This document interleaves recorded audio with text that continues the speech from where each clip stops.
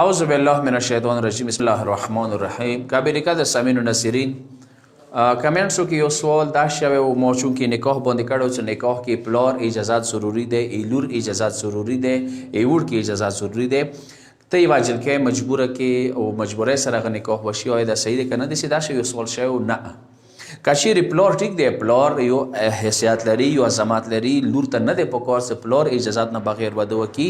اندی شان سره پلار هم حق نه لري چې لور مجبوره کړي ظلم سره هغه چوتویر کی.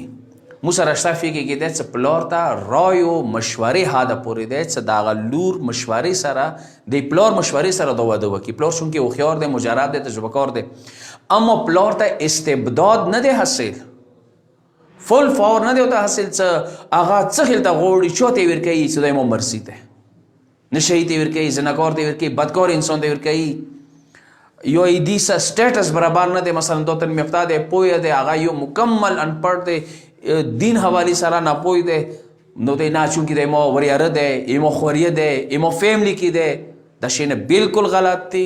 داسې پلار دپاره به انتهایی ګناه لیکلی شي. خصوصا زه داسې یم چې دې ته به کیدای شي د زنا ګناه ولیکلی شي چې چونکې نکاح نه دی منعقد شوی، سره شوی نه دی دا نکاح، تو په زوره څه دی هغه نکاح د ورته ولویستلو، مجبوره ده کړله. که چیرې وروسته هغه رضایت ویر کړلو چې زه راضي یم، بیا نکاح برقرار دی. که چیرې رضایت یې ور نه کړو، نکاح برقرار نه دی، دا پلار داسې ګناه کې شریک دی ورسره. واخر دعوانا الحمد لله رب العالمین.